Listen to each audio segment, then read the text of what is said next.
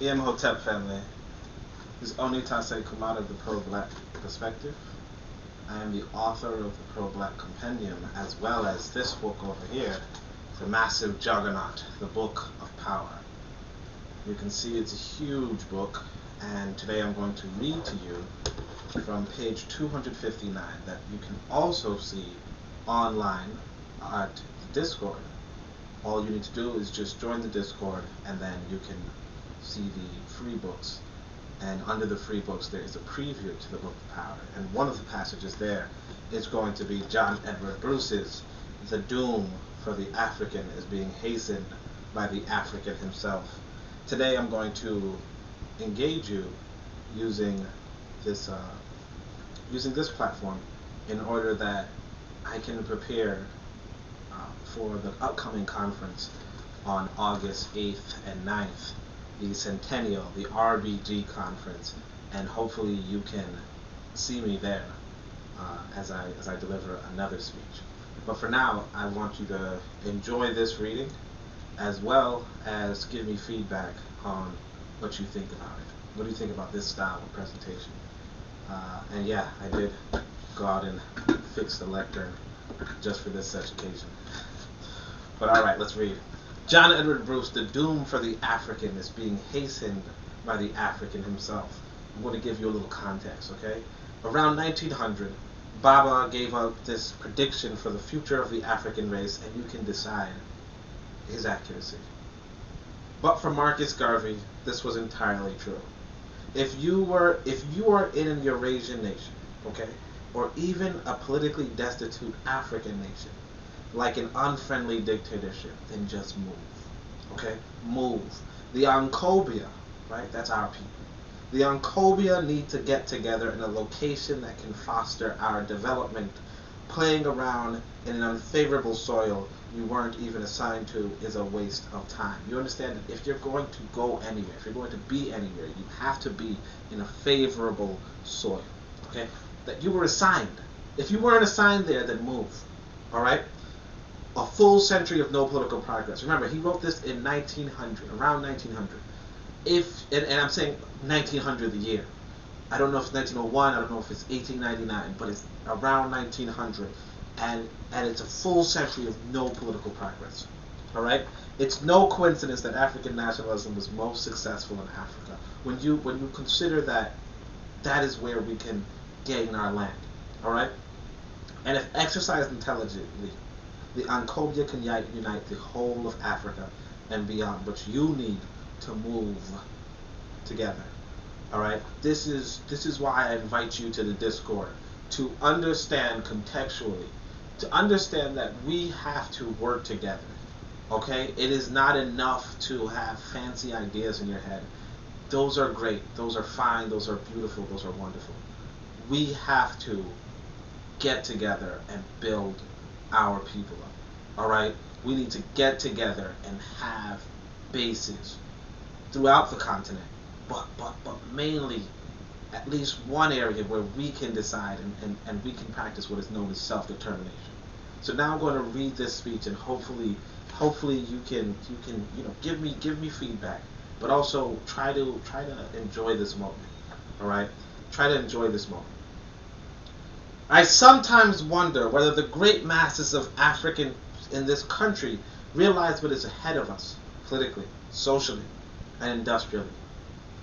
And if the leaders are checking up on the things that are being done to us by politicians, spiritualists, and laymen, members of a race which is determined to dominate and control no matter how much education, culture, or money we have or may acquire.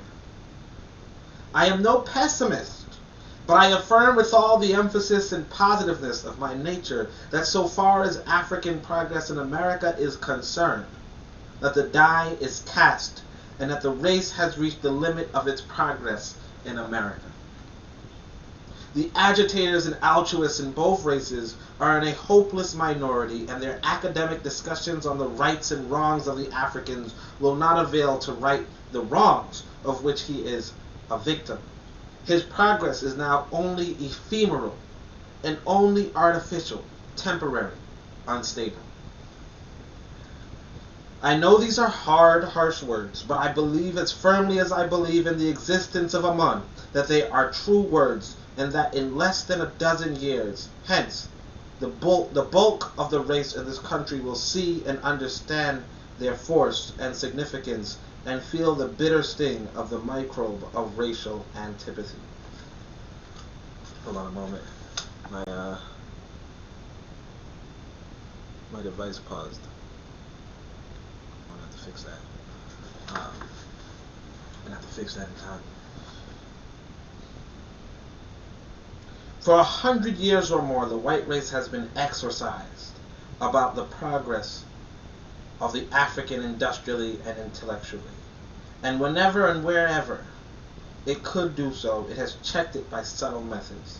In the South, it has boldly placed an embargo on African inspiration and ambition by legislative enactment of wholesale disenfranchisement laws, the sole purpose and object of which are to minimize his political influence and power and to discourage him from aspiring to reach the high plane in the social progression to which every other free man aspires and is assisted to attain by his fellow men.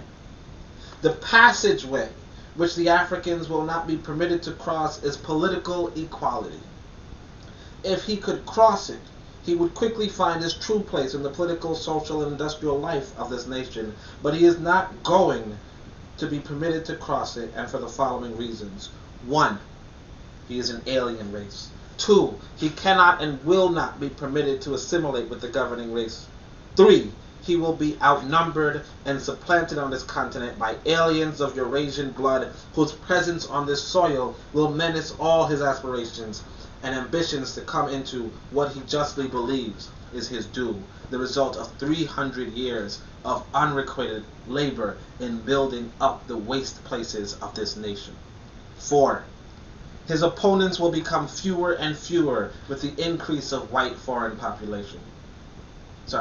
His opportunities will become fewer and fewer with the increase of white foreign populations.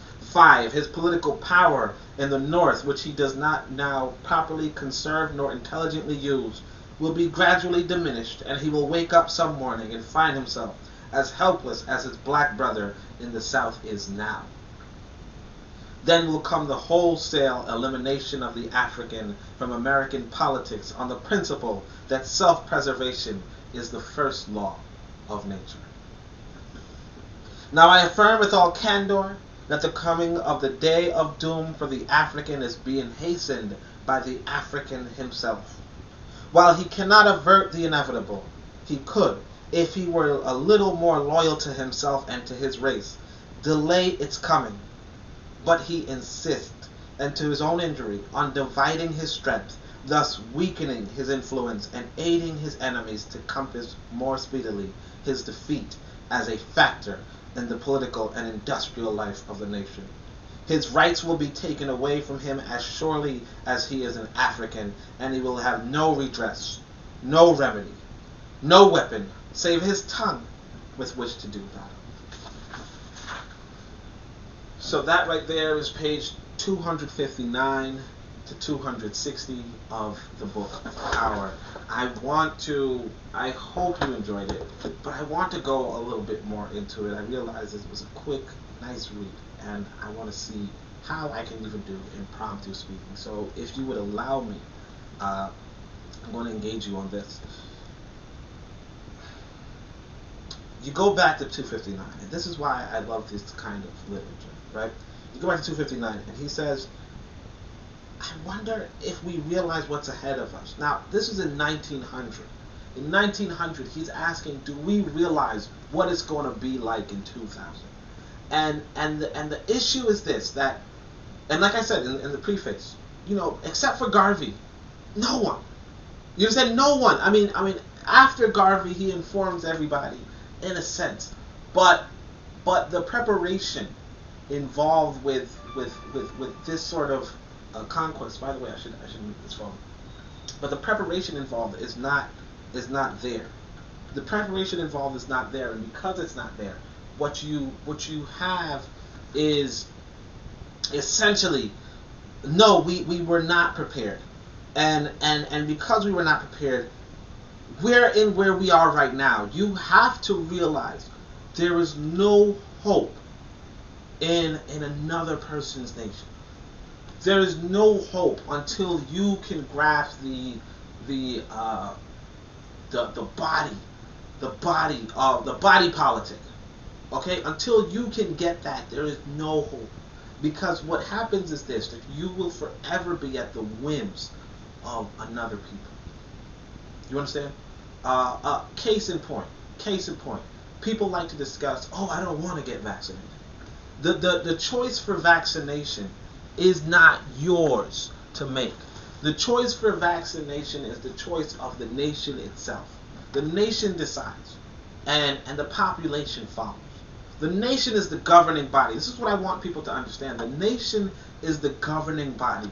When it's said that you will have political equality, you cannot have political equality when, even in this best case scenario for democracy, even in the best case scenario for democracy, if you are a minority, how would you have equality with the majority?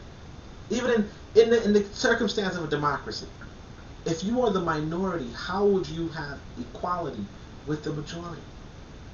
You see, the majority is a different race, and they will always go after their own race interests. And in their race interests, you have to, you go back to what this brother said, or Baba said, which is self-preservation is the first law of nature. Their main concern is their self-preservation.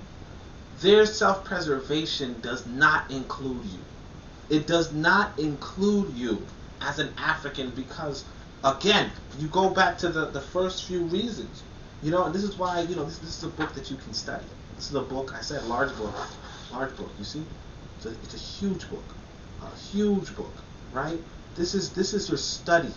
This is your study, all right? You are an alien race, okay? And you cannot and will not be permitted to assimilate. What this means, now, just numerically, listen to me. Just numerically, you cannot assimilate without being absorbed. Okay? Just numerically. If you're outnumbered 8-1, there's no way for you, if you were to go into a breeding match, the reality is that you will be wiped out. You'll be wiped out. Your best hope is to be wiped out genetically. That's your best hope in America, to be genetically annihilated. That's your best hope. Otherwise, when he talks about political equality, you have to understand, this is what I want you to understand. When it comes to politics, what the politician does is they control the purse. Okay? They control the purse. And what that means is like the budget. They control the budget. Industrially, what that says is, if you had a farmers association, you could say, hey, government, we want a new tractor. There are new tractors. We want a contract. We want a free tractor, or even a discounted tractor. We want a tractor, blah, blah, blah, blah, blah. Right? Or we want you to approve this tractor, blah, blah, blah. The government will then give you a tractor. Any nation in this world, you appeal to the government, and of course, let's say the Farmers Association donates to somebody who's optimistic about agriculture. You see? They're optimistic about agriculture. They're optimistic about blah, blah, blah. They put money in the pocket of some politician who wants to pursue, who wants to improve the agriculture of the nation. And yeah, after they get into power, they say, oh, we can put that in our budget. Because I can't remember off the top of my head. I don't want to remember off the top of my head. But, like, let's say America's budget is like $8 trillion or something, or maybe even more.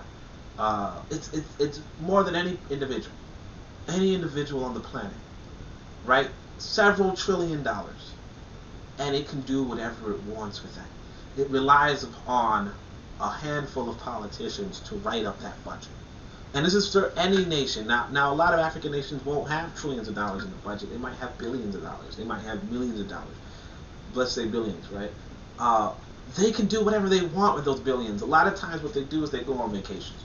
A lot of times what they do is they go on vacations. But the point being this, that if you as an African people form a nation and we say, hey, look, let's get these billions of dollars that we can collect from our people.